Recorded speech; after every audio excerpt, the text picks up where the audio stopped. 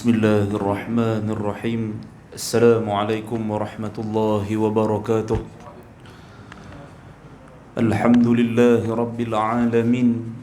Wassalatu wassalamu ala ashrafil anbiya'i wal mursalin wa ala alihi wa ashabihi ajma'in. Rabbi shrah li sadri wa yassir li amri wahlul 'uqdatam min lisani yafqahu qawli. سبحانك لا علم لنا إلا ما علمتنا إنك أنت العليم الحكيم ولا حول ولا قوة إلا بالله العلي العظيم أما بعد. Alhamdulillah, syukur kehadiran Allah Subhanahu wa taala masih lagi memberi ruang dan peluang kepada kita untuk sama-sama hadir pada malam ini untuk meneruskan pengajian kita menggunakan kitab Al-Kabair karya Al-Imam Al-Zahabi. Dan insya-Allah pada malam ini, sebelum kita memulakan pengajian kitab kita, seperti mana sampai di tangan tuan-tuan makalah ataupun artikel, kita akan baca sedikit dahulu mengenai dengan isu-isu yang berkaitan dengan bulan Rajab. Malam ni, hari ni 13 Rajab. Malam ni malam yang ke-14. Masuk maghribnya, masuk bulan yang baru. Jadi dalam bulan Rajab ni, mungkin tuan-tuan ada menerima pelbagai mesej, saranan dan sebagainya. Hari ni insya-Allah kita akan tengok hukum secara mendasar bagaimana dengan pendapat para fuqaha mengenai dengan amalan-amalan yang dilakukan pada bulan Rajab. Baik, saya masuk terus itu. Bulan Rajab merupakan salah satu bulan yang mulia dan ia termasuk di dalam bulan-bulan haram sebagaimana yang dinyatakan oleh Rasulullah sallallahu alaihi wasallam. Tambahan pula, Allah berfirman berkaitan bulan haram ini di dalam surah At-Taubah. Firman Allah, "Inna 'iddatash syuhuri 'indallahi 12 syahran fi kitabillahi yawma khalaqas samawati wal arda minha arba'atun hurum. ذلك الدين القيم فلا تظلموا فيهن أنفسكم وقاتلوا المشركين كافة كما يقاتلونكم كافة واعلموا أن الله مع المتقين."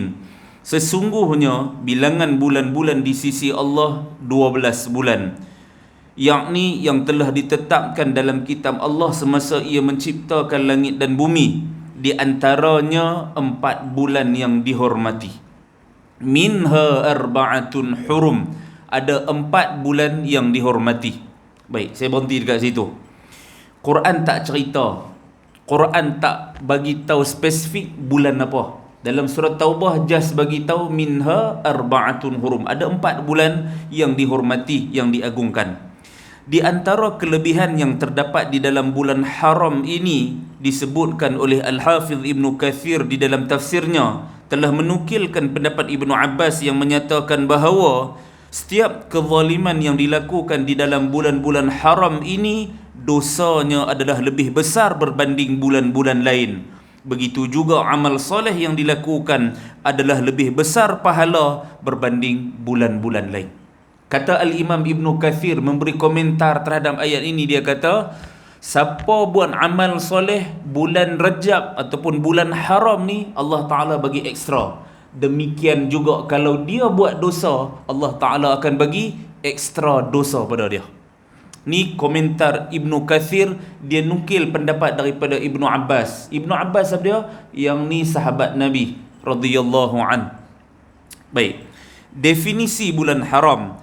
Bulan haram terdiri daripada 4 buah bulan di dalam Islam, iaitu Zulqa'dah, Zulhijjah, Muharram dan Rajab. Hal ini disebut di dalam sebuah hadis yang sahih diriwayatkan oleh Abi Bakrah bahawa Nabi sallallahu alaihi wasallam bersabda, "Az-zamanu qad istadara ka hay'atihi yawma khalaqallahu as-samawati wal ard. As-sanatu 12 syahran minha arba'atun hurum. Thalathatun mutawaliyatun Dhul Qa'dati wa Dhul Hijjati wal Muharram wa Rajab Mudar alladhi baina Jumada wa Sya'bana."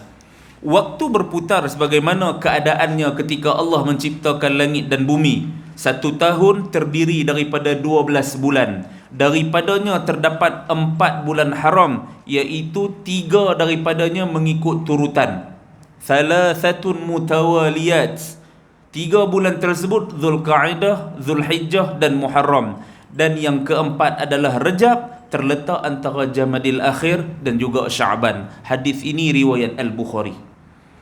Quran tak cerita 4 bulan, datang hadis Bukhari barulah Nabi bagi tahu yang dikatakan 4 bulan tu 4 bulan haram tu Zulqa'dah, Zulhijjah, Muharram dan juga bulan Rajab. So kita membicarakan sekarang ni kita berada di dalam bulan Rajab. Baik, kita tengok sikit dalam 4 bulan ni apa kelebihan yang Allah Taala bagi. Baik. Antara makna hadis ini sebagaimana dinyatakan oleh Al-Imam Ibnu Hajar Al-Asqalani bahawa bulan-bulan ini kembali kepada asalnya serta menghapuskan, yakni an-nasi bermakna penangguhan. Telah berkata Al-Khattabi bahawa mereka, yakni orang jahiliyah, berselisih di antara bulan-bulan dalam 1 tahun pada menghalalkan, mengharamkan, mempercepatkan, melambatkan berdasarkan sebab-sebab yang datang kepada mereka.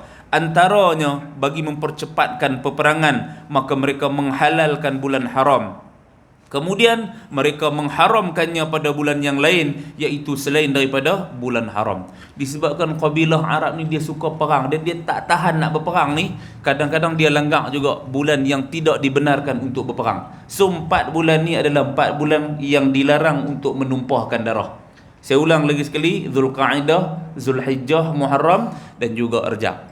3 tu berturut-turut tu, Zulqa'dah, Zulhijjah. Baik, mengapa Zulqa'dah, Zulhijjah dan juga Muharram ni pada zaman dahulu sebelum Islam datang, orang-orang jahiliah mereka mengerjakan haji, tapi haji dalam bentuk dan rupa mereka. Quran menyatakan dalam surah Al-Anfal, wa ma kana salatuhum 'indal baiti illa muka'an wa tasdiyah, dan tidaklah solat mereka di sisi Kaabah itu melainkan dalam tepuk gembira dan juga penuh dengan keriangan. Wa tasdiyah ni makna dia tasfik, tepuk tangan.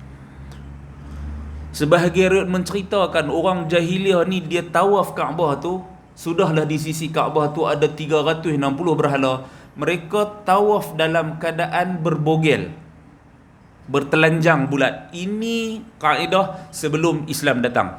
Apabila Islam datang, khususnya orang lelaki ni, kita ni dah seakan-akan bogel dah. Tinggal 2 je, ihram. 1 atas, 1 bawah. Terlucut yang tu, pergi. Sebab tu kita pakai tali pinggang lah apa kan. Tapi kalau yang tu pergi terlucut, dalam tak pakai apa. Serupa macam nak telanjang dah. Cuma Islam main ni bagi tutup atas, tutup bawah.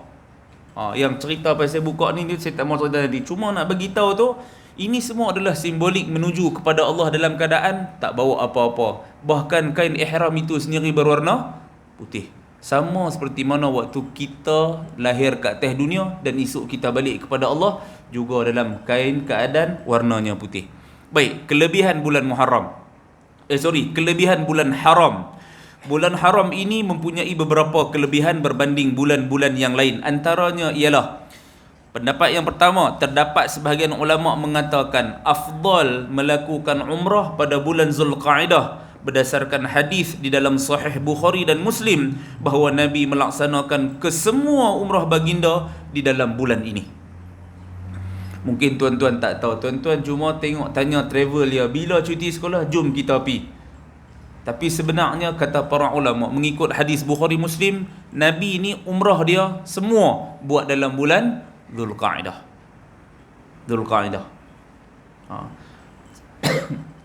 Saudi pun hujung-hujung ni dia tak bagi dah. Raya tu pun dia dah halau dah orang balik. Pasal apa? Geng haji nak masuk pula. Geng-geng yang ada. Siapa yang dapat hujung-hujung tu, kalau dia tahu hadis ni, yang ni memang rezeki dia. Tapi banyak bulan Syawal ni dia halau. Ramadan tu pun kadang-kadang dia tak bagi dah. Raya dia pakai balik. Pasal apa? Syawal ni dah start dah untuk orang masuk haji ni.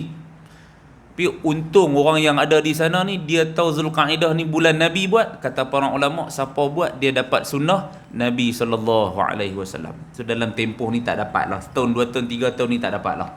Ramai tuan-tuan travel tabung haji ni bungkus. Andalusia, tuan-tuan tahu Andalusia ni company besar di Malaysia ni. Daud Cik Ngah punya. Dulu dia bekas pengarah tabung haji. Saya adalah beberapa orang kawan saudara mara ni, dia bagi cuti tanpa gaji.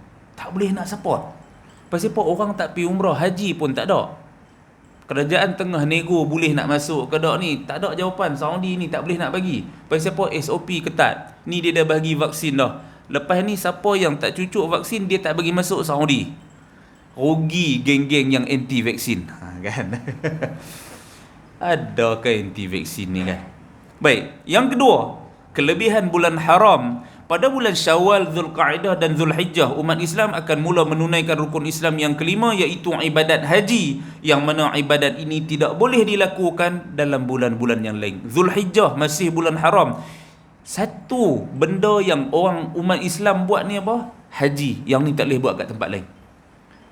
Kalau orang tu dia kata dia nak pergi Iran buat haji, taulah dia Syiah. Nak pergi Karbala ke. Dulu di Malaysia ni 80-an ada satu perkampungan di Pulau Pinang. Orang buat haji di Pulau Pinang. Allahu Akbar. Malaysia ni nak jadi Tuhan, nak jadi Rasul, nak buat Kaabah kat Malaysia ni. Letih lawan dengan pok-pok ni.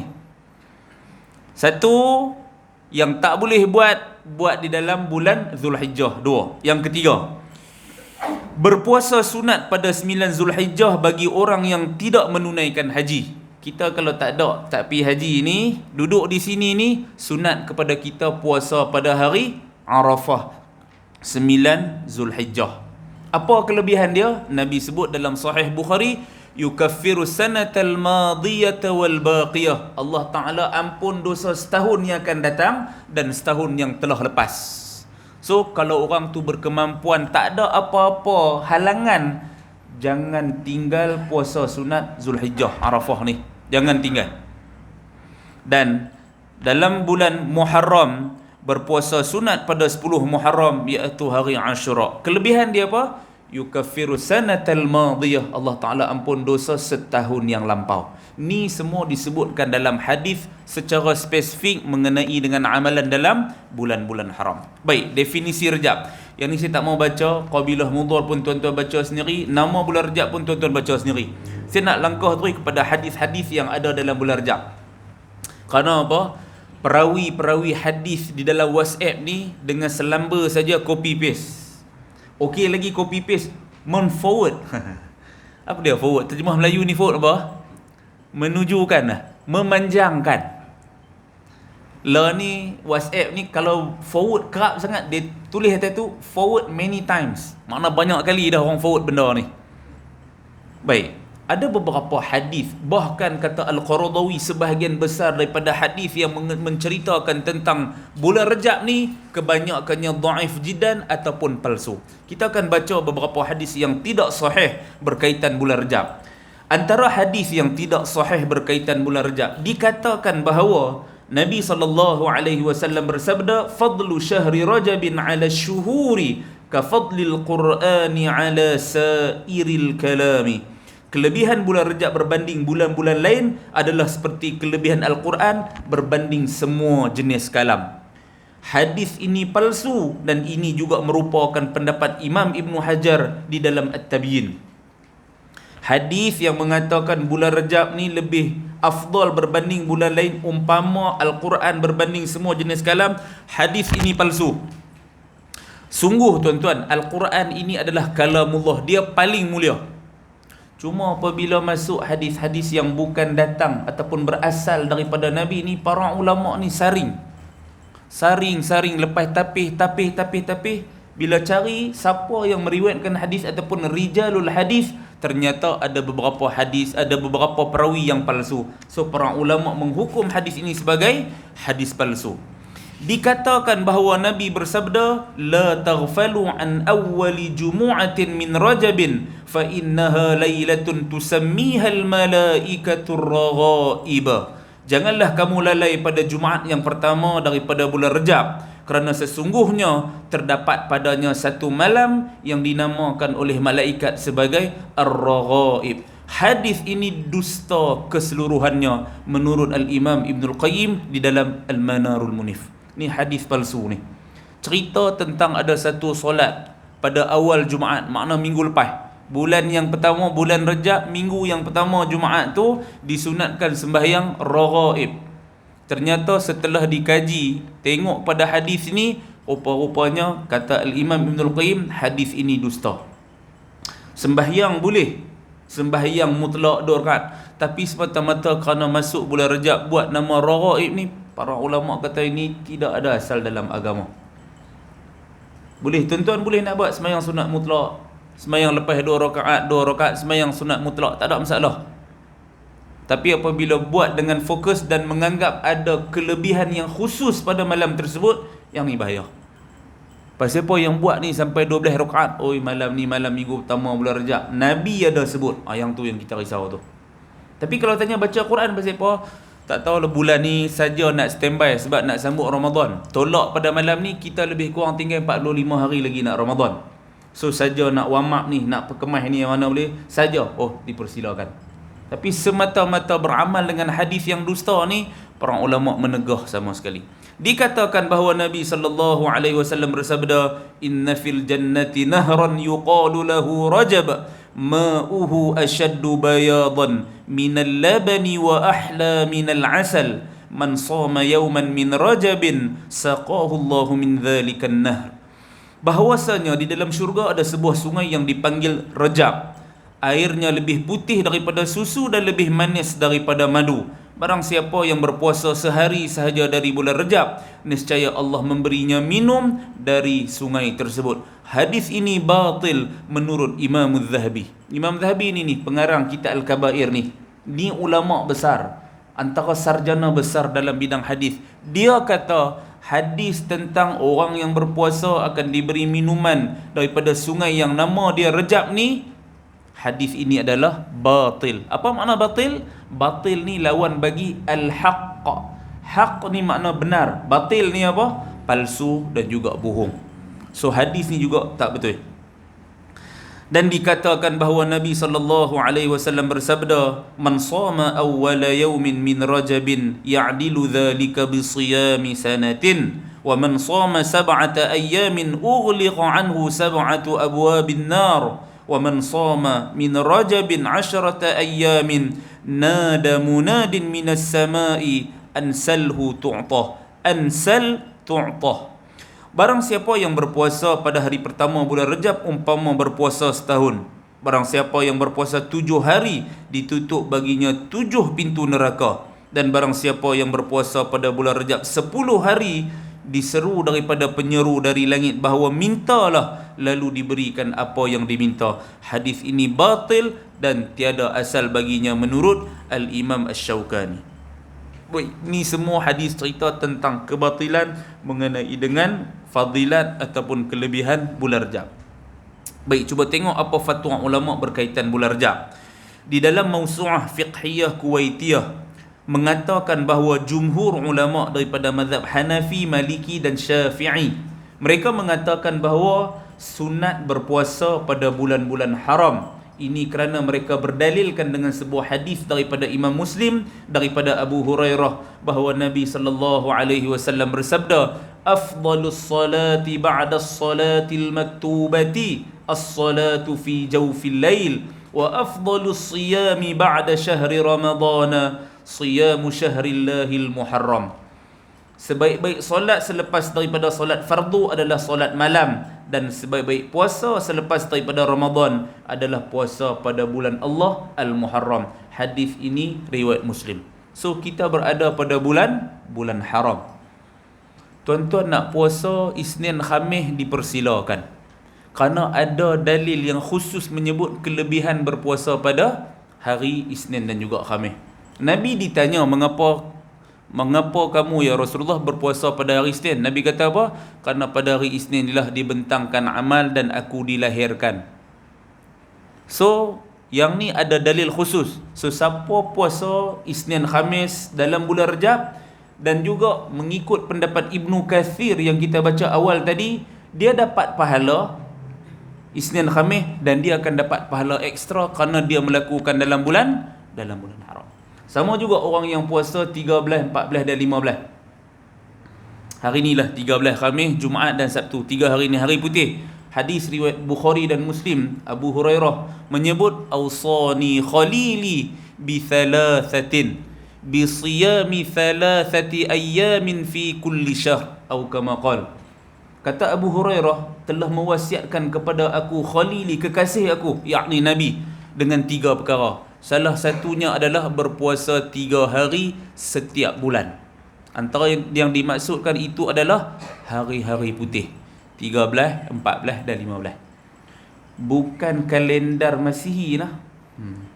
Kena ikut kalendar Hijrah ni.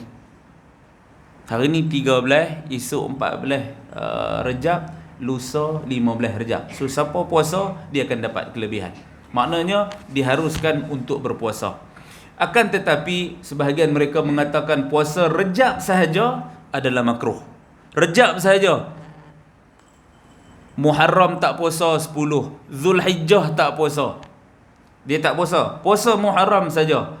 Sebahagian ulama mengatakan makruh berdasarkan hadis dalam Sunan Ibnu Majah daripada Abdullah bin Abbas, kata beliau, annan nabiyya naha an siyami rajabin, bahawa Nabi melarang berpuasa pada bulan Rajab. Namun hadis ini adalah terlalu lemah dan tidak boleh dijadikan dalil. So bolehlah siapa-siapa nak puasa Rajab saja, tak jadi masalah. Baik, tuan-tuan tengok tajuk besar di bawah tu. Hukum berpuasa 3 bulan secara berterusan, non-stop. Rajab, Syaban, Ramadan. Ustaz Imran dulu biasa tengok orang tua-tua kan. Orang tua-tua dulu-dulu ni puasa straight 3 bulan ni. Dia puasa Rajab ni, kalau buat kenduri kahwin pun dia mai kenduri kahwin kita, dia salam tuan rumah, dia bagi duit sedekah tu, tuan rumah kata ajak makan, dia kata tak, dia puasa. Puasa 3 bulan ni ada, dan saya rasa sekarang pun masih ada lagi di kalangan orang-orang ni puasa 3 bulan berturut-turut, Rajab, Syaban dan Ramadan. Dia akan puasa straight ni. Baik, apa kata para ulama terhadap amalan sebegini? Dalam masalah ini, Syekh Atiyah Saqar berpendapat bahawa puasa penuh pada bulan Rajab, Syaban dan Ramadan tidak ada dalil yang menghalangnya. Kata Syekh Atiyah Saqar ni mantan ketua Lajnah Fatwa Al-Azhar dulu. Bila dia tengok semua hadis, dia kata tak ada langsung Nabi atau para sahabat larang daripada puasa 3 bulan straight ni, tak ada larangan. Jadi bila tak ada larangan, hukum dia apa? Harus. Tak ada, Nabi tak larang. Nabi tak kata tak boleh. Hadis yang di atas tadi pun dhaif jiddan, terlalu lemah. So tak boleh dijadikan sebagai hujah. Kata Syekh Atiyah Saqar, tidak ada dalil yang menghalang daripada mengerjakan puasa 3 bulan berturut-turut. Namun Syekh Yusuf Al-Qaradawi mengatakan bahawa perbuatan ini tidak dilakukan oleh Nabi, para sahabat dan juga para tabi'in. Qaradawi sebaliknya, sungguh dia kata Nabi tak larang, tapi Nabi tak buat. Sahabat pun tak buat, tabi'in pun tak buat. Okey, stop kat situ. Kami telah diberitahu oleh guru kami Fadilatul Syekh Allamah Dr. Wahbah Az-Zuhaili bahawa puasa 3 bulan berturut-turut, iaitu berpuasa penuh pada bulan Rajab, Syaban dan Ramadan, diamalkan oleh para salihin, dan ia tidak bercanggah selama mana dia mampu untuk melakukannya dengan tidak beriktikad, yakni menganggap bahawa ia adalah sunnah. Dalam masa yang sama, kita juga tidak boleh mengatakan bahawa orang yang tidak berpuasa itu tidak beramal dengan sunnah. Ni kita nak kena bagi tahu ni perangai orang mengaji ni. Bila dia rasa dia yakin boleh buat, dia buat. Kemudian dia akan tengok orang lain lekeh. Dia kata pakai kopiah putih saja, tak puasa. Dia berasa dia kemai. Nak puasa dipersilakan, tapi jangan anggap yang ni adalah sunnah. Ni masalah ni, bila dia pakai jubah biru ni, dia duk ingat dia kemai. Tak puasa, kata haji 2 kali pergi dah ni. Tak puasa, tak boleh. Dan dia jangan menganggap benda ni sunnah. Dan juga para ulama pesan, orang yang tak puasa, jangan tengok orang yang berpuasa ni sebagai melakukan bid'ah. Dia kata yang ni pun keluar macam Universiti Al-Azhar, puasa bulan Rajab ni, buat bid'ah. Yang ni pun tak boleh. Kedua-dua pihak kena berlapang dada dan bertoleransi. Siapa rasa dia boleh buat dengan dia tidak menganggap yang tu sebagai sunnah, dipersilakan buat. Dan orang yang tak mampu buat, jangan tengok orang yang buat itu sebagai melakukan bid'ah. Ni ada ni satu kelompok ni bid'ah tu, habis semua masuk neraka, dia seorang yang syurga. Ni saya jumpa ni bid'ah ni Nabi tak buat ni. Nabi asal Nabi tak buat bid'ah. Nanti dulu Syekh, Banyak lagi kita cari excuse lah. Pasal apa yang seronok sangat menerakakan orang ni? Contoh pergi tanya pendakwah ni, sebenarnya apa tujuan dakwah? Tujuan dakwah ni kita nak bawa orang masuk syurga. Kalau enta pergi tuduh orang masuk neraka, mana objektif dakwah enta? Nak ajak orang masuk syurga semua kan? Syekh Mutawalli Sya'rawi ketika dia ditanya, zaman dia tu ada geng-geng pengebom berani mati, bawa pakai baju bom pergi duduk dalam night club, pom letup. Kemudian dia kata mati syahid kerana bunuh orang-orang yang sedang melakukan maksiat. Sya'rawi kata tak betul itu, tak setuju. Dia kata kerana tugas dakwah ni ajak orang masuk syurga. Kalau pi meletup bagi semua masuk neraka, mana dia dakwah tu? So dalam bab ni saya minta semua supaya berlapang dada. Siapa yang boleh buat 3 bulan straight ni, ahlan wa sahlan, dipersilakan. Dan orang yang tak mampu buat, majoriti lah yang saya jumpa yang kebelakangan ni, ramai yang tak larat buat. Boleh buat Isnin Khamis ni pun alhamdulillah. Jangan memandang orang yang buat 3 bulan ini sebagai bid'ah. Ni adalah pesanan daripada Fadilatul Syekh Dr. Wahbah Az-Zuhaili. Baik, amalan yang digalakkan pada bulan Rejab, para ulama dia suggest beberapa amalan yang boleh buat pada bulan Rejab. Yang pertama, berpuasa. Macam saya sebut tadi, puasa Isnin Khamis dan juga puasa hari-hari putih. Yang kedua, memperbanyakkan bersedekah. Kena bagi lebih. Memperbanyakkan baca Quran, memperbanyakkan berzikir dan memperbanyakkan solat-solat sunat. Tuan-tuan dah kena buat lebih dah ni. Ada ganjaran yang lebih-lebih ni, tuan-tuan kena buat lebih. Contoh Zuhur, sebelum Zuhur ni sunat muakkad sembahyang berapa rakaat qabliyah? 4. Kena upgrade sikit dah ilmu kita ni. Kena upgrade sikit amalan ni apa? Sebelum Zuhur buat 4. Buat 2 bagi salam, bangun balik 2. Sat lagi Asar buat, Maghrib lepas 2, Isyak lepas dia 2, Subuh sebelum 2. Siapa nak buat 4 lepas daripada Isyak, dipersilakan. Boleh. Kena upgrade dah. Pasal apa? Esok masuk 1 Ramadan. Kita dijangka puasa 13 April. Kita dijangka puasa 13 April hari Selasa.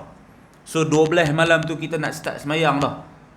Kalau siapa tak berapa nak semayang sangat ni, malam pertama tu kira lenguh dia. Malam esok tak mai. Dia kata cekang kaki dia terlama tak semayang ni. So ni bulan Rejab, Syakban ni pelan-pelan dah.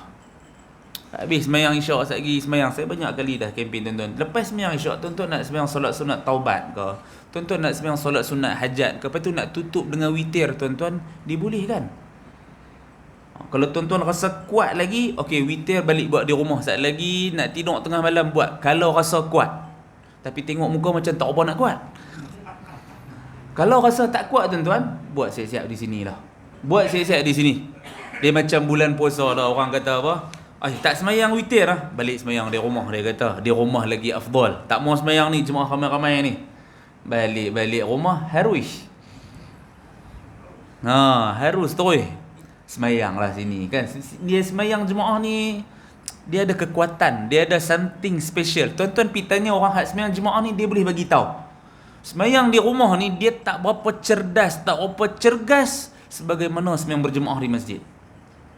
Dia ada satu luar biasa. Siapa hak boleh cerita ni, hak merasai kemanisan solat jemaah, dia boleh cerita.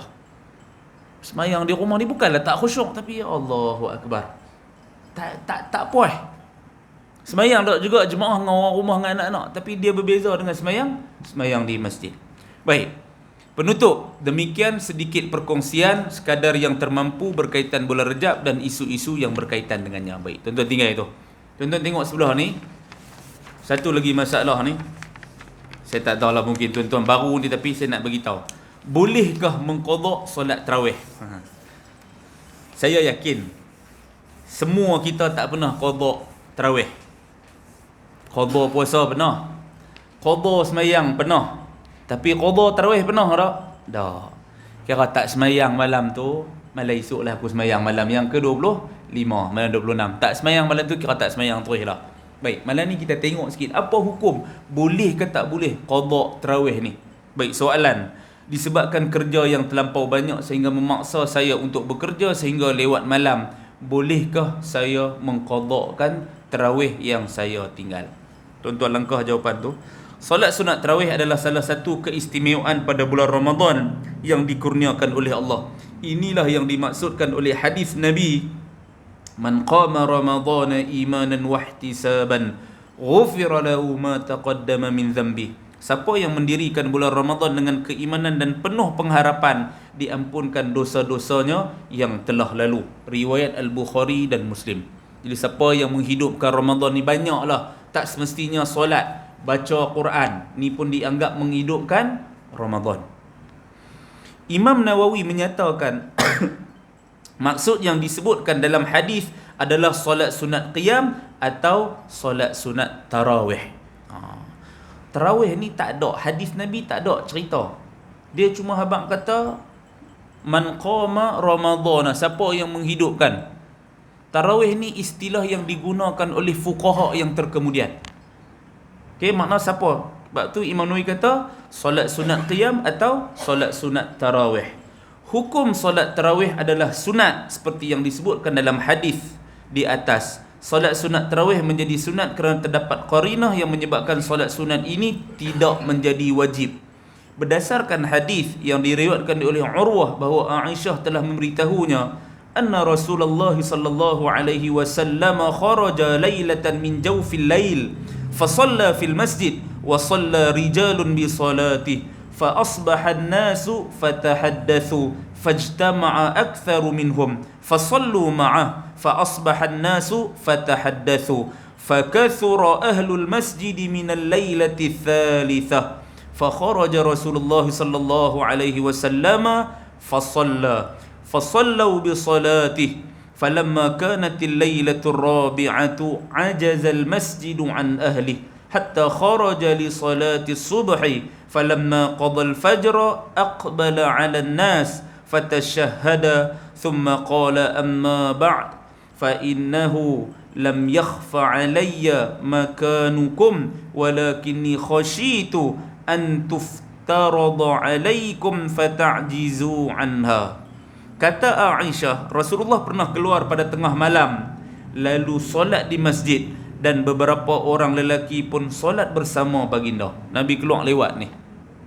Nabi keluar, kata Aisyah, malam sangat dah. Nabi keluar. Sahabat ni bila nampak Nabi solat, mereka follow ke belakang. Maka keesokan paginya, manusia membincangkan hal itu. So pagi esok lepas sembahyang subuh tu pakat-pakat sembang. Semalam tengah malam Nabi keluar. Kami pun follow Nabi sembahyang. Pada malam berikutnya, manusia berkumpul lebih ramai, lalu mereka solat bersama-sama baginda.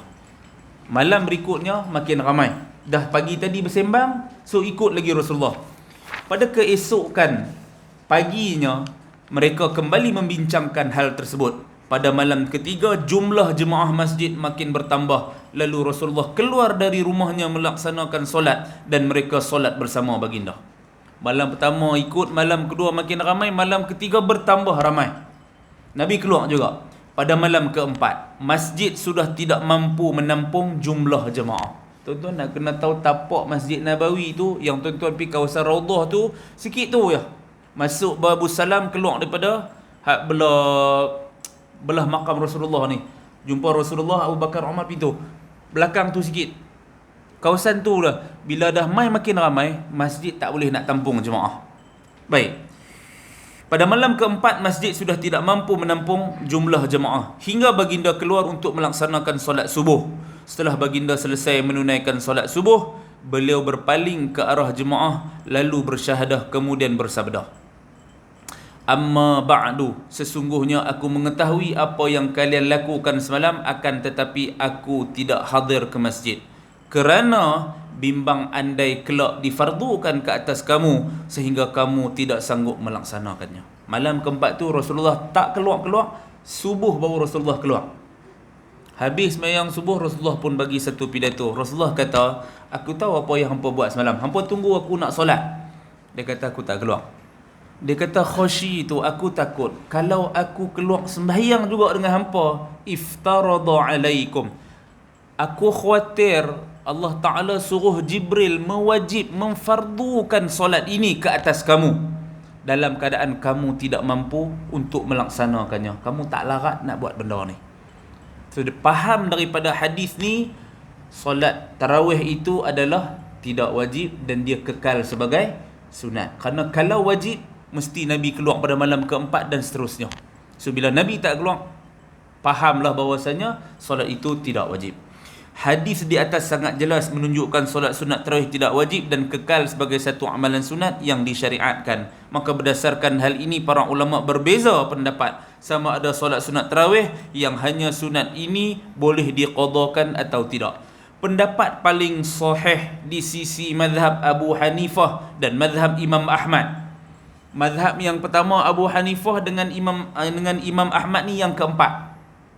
Mereka menyatakan bahawa tidak diqadakan solat sunat tarawih apabila sudah terkeluar daripada waktunya, iaitu dengan masuknya waktu subuh. Tarawih bila boleh semayang? Lepas daripada Isyak sampailah sebelum subuh. Ada tempat di Mesir tuan-tuan, dia tak semayang tarawih lepas daripada Isyak mubasyarah dak. Habis semayang Isyak pakat balik semua. Saat lagi tengah malam pukul 12, pukul 1 baru mai berhimpun di masjid, mereka mengerjakan solat tarawih pada malam, tengah malam 12 pukul 1 ni. Ada sebahagian tempat buat begini. Kalau tuan-tuan pergi ke Seri Petaling ni, dia ada shift. Seri Petaling ni ramai ingat hafaz Quran. Geng lapis pertama pergi dulu, habis geng ni satgi geng pukul 12 pergi pula. Keluar geng ni geng pukul 2 pergi pula. Bukan baca sikit-sikit, bukan baca qul Allah macam kita ni. Ni baca semuka satu maqra', satu ain tu 2 muka setengah. 8 rakaat cukup sejuzuk. Sejuzuk tu ada 20 muka surat. Di Kedah, negeri tanah tumpah darahku ni, pekeliling daripada Jabatan Mufti ni, dia kata seboleh-bolehnya buat 20, tak digalakkan buat 8. So masjid-masjid besar, masjid-masjid daerah ni semua buat 20. Panggil seorang budak Al-Hafiz baca satu rakaat satu muka, habis 20 dapat 20 muka surat, khatam satu juzuk. Saya ambil masa sikit ni, sebab lama tak main mengajar ni, mengajar tahun lepas. Bunyi macam lama tahun lepas kan, pada 10 Disember pun. Kan nak azan dua. Nak azan dua ke azan ni? Saya terus ya. Tak pergi waktu iqamah saya berhenti. Baik. Sebab besar masjid besar, antaranya Masjid Negeri Kedah, Masjid Zahir. Kalau tuan-tuan singgah semayang di Elok Start Masjid Zahir tu, memang dia akan buat 20. Memang dia akan buat 20. Kerana apa? Ni arahan daripada ulil amri.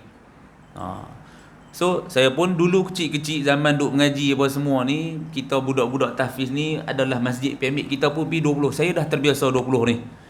Bila mai pindah dia habang kata semayang 8 ni, lega banyak. Lega banyak Syekh.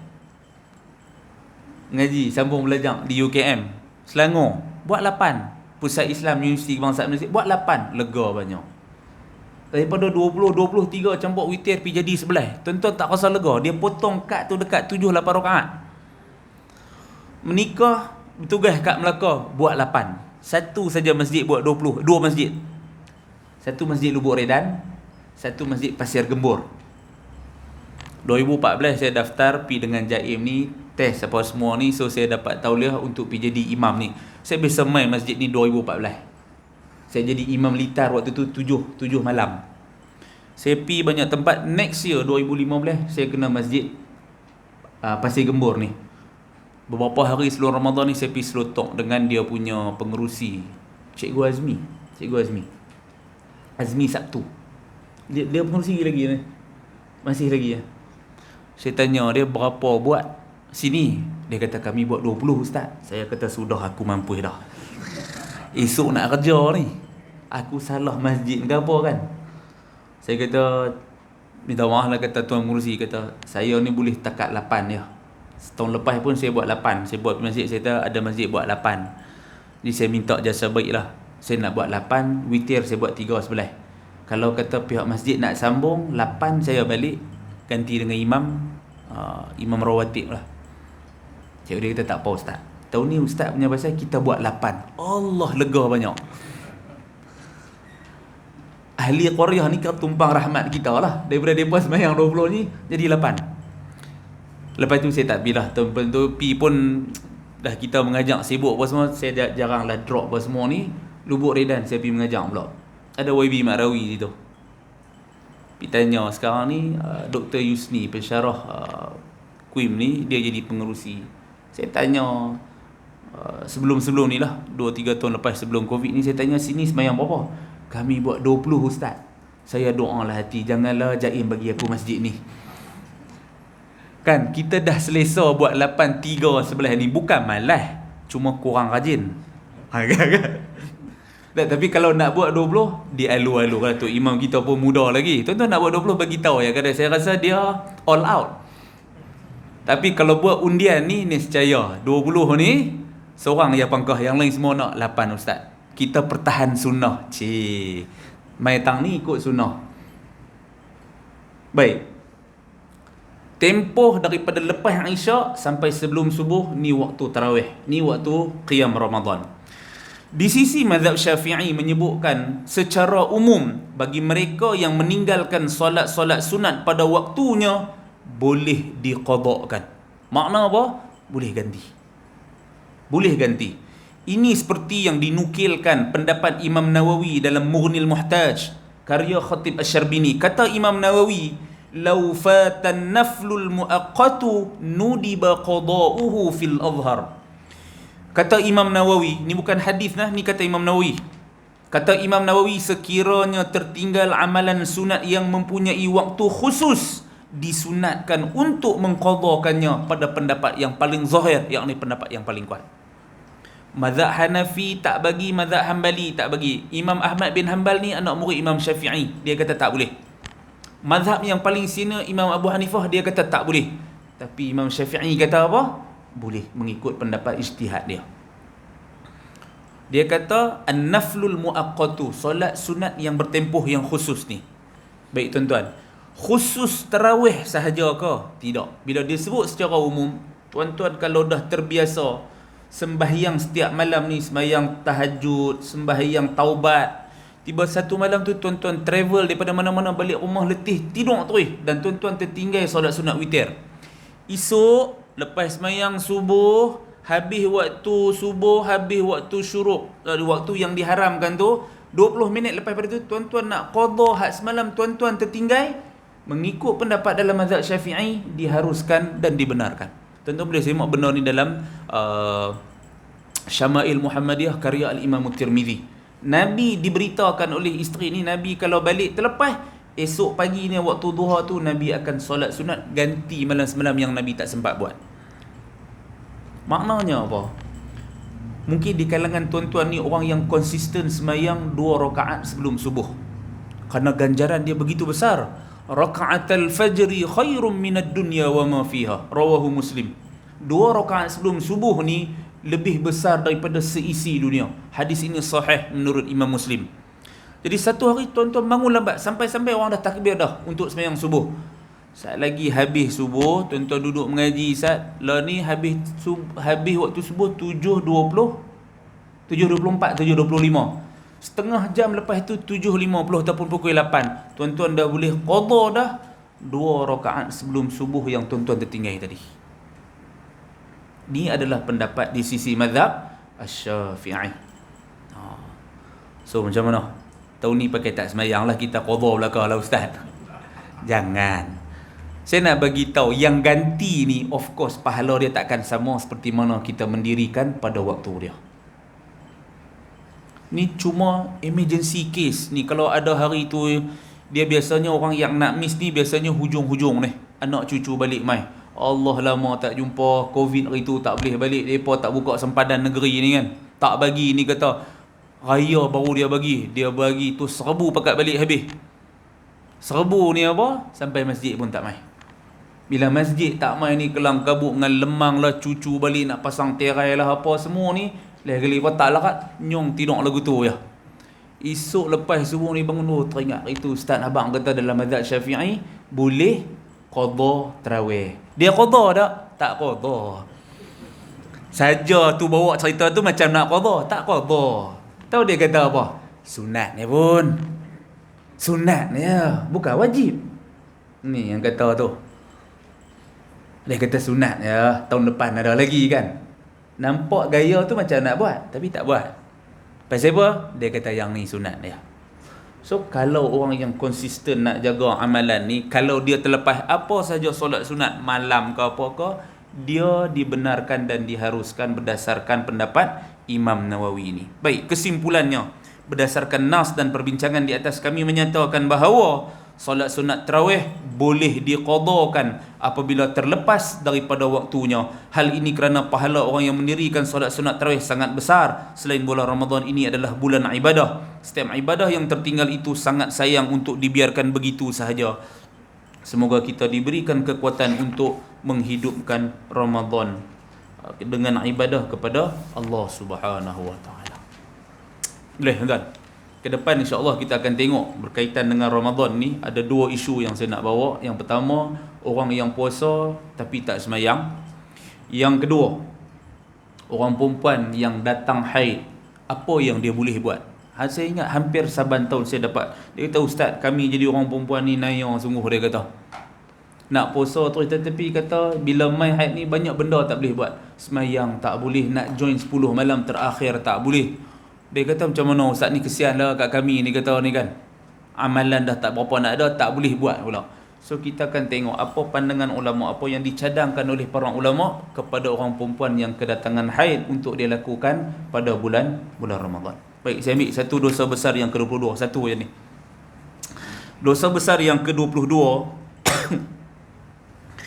dosa besar yang ke-22 seperti mana yang disebutkan oleh Al-Imam Al-Zahabi, dosa besar merompak.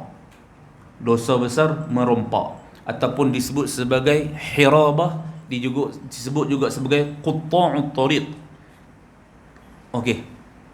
Firman Allah, "Innama jazaa'ul ladzina yuharibuna Allah wa rasulahu wa yas'auna fil ardi fasada an yuqattalu aw yusallabu aw tuqatta'a aydihim wa arjuluhum min khilafin aw yunfaw min al-ard dzalika lahum khizyun fid dunya wa lahum fil akhirati 'adzabun 'adzim." Sesungguhnya balasan orang-orang yang memerangi Allah dan Rasulnya serta melakukan bencana kerosakan di muka bumi hanyalah dibalas bunuh kalau mereka membunuh sahaja dengan tidak merampas, atau dipalang yakni disalib kalau mereka membunuh dan merampas, atau dipotong tangan dan kaki mereka bersilang kalau mereka merampas sahaja, atau dibuang negeri kalau mereka hanya mengganggu ketenteraman umum. Hukuman sedemikian adalah satu kehinaan di dunia bagi mereka, dan di akhirat kelak mereka beroleh azab siksa yang amat besar. Tindakan seseorang menakutkan orang lain di jalanan itu pun sudah dikira melakukan dosa besar, maka bagaimana pula jika dia merampas harta? Arab dulu dia suka tahan tengah jalan,